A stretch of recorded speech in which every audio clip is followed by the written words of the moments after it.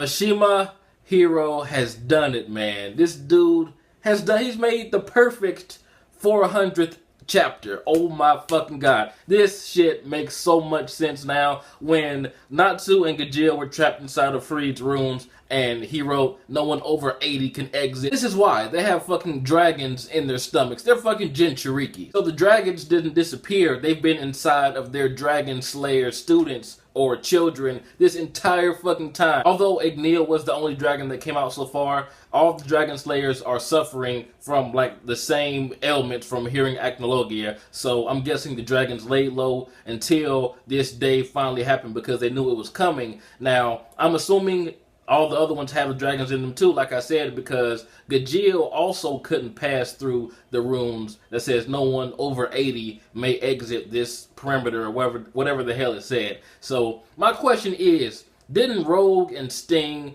claim they killed their dragon parents? So how could they be inside of them? Because they're going through the same illness also. Who knows? Maybe they didn't actually die and it was part of their plan. Because, I mean, even if they were sick like Sting claimed they were, I don't think that their dragon slaying magic at that young of an age would have actually killed a dragon, even if it was sick, because they can't even put a scratch on an adult one now. And another reason that I believe that the dragons are inside of those Dragon Slayers is because we didn't get a shot of Loxus in pain, because we know that he never really had a dragon parent. He had the lacrima implanted inside of him. So with them excluding Loxus from this chapter, it makes me believe that everyone suffering from this pain has their dragon parent inside of them. And that's going to be fucking awesome, man. All those dragons versus Acnologia. And even Marty Gear's like, what the fuck is this dude doing here? And he comes to the conclusion, well, assumption, that Acnologia is after Anne, that he wants to destroy it. Now, if Acnologia is afraid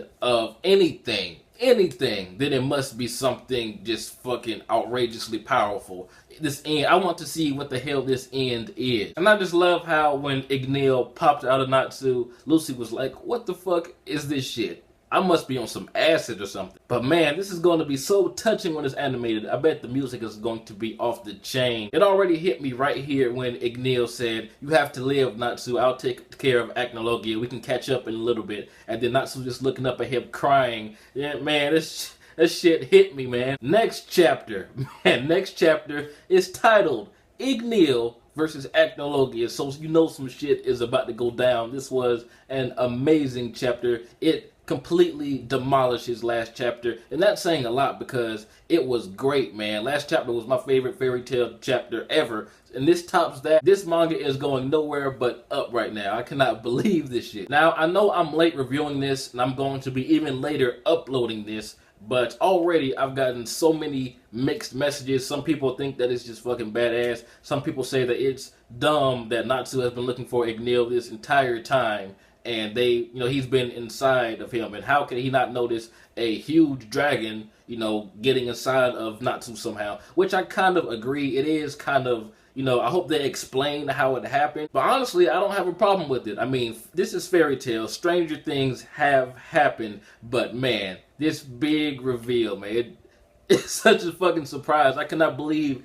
Igneel was with him this entire time, which explains why when he was on the back of Atlas Flame, he felt Igneel's presence, and why we got those awesome shots of Igneel behind Natsu. But man, tell me what you guys thought about this chapter. Do you think the other Dragon Slayers on the field right now have their dragons coming out as well? If so, it's going to be an all-out brawl. Tartarus is still an issue. Mark Gear is still there, but he's been kind of overshadowed by Igneel and Acnologia at the moment. So it's going to be the dragons versus the one big boss dragon, and maybe even Mark Gear, because he obviously wants N to be revived, and he's not going to let Acnologia harm it. So it could be like an all-out godlike brawl within the next few chapters. But anyway, tell me what you guys thought about this epic chapter, man. Oh my god, this shit is crazy. This has been jbDAuchiha. Like, comment, subscribe, and I'm out.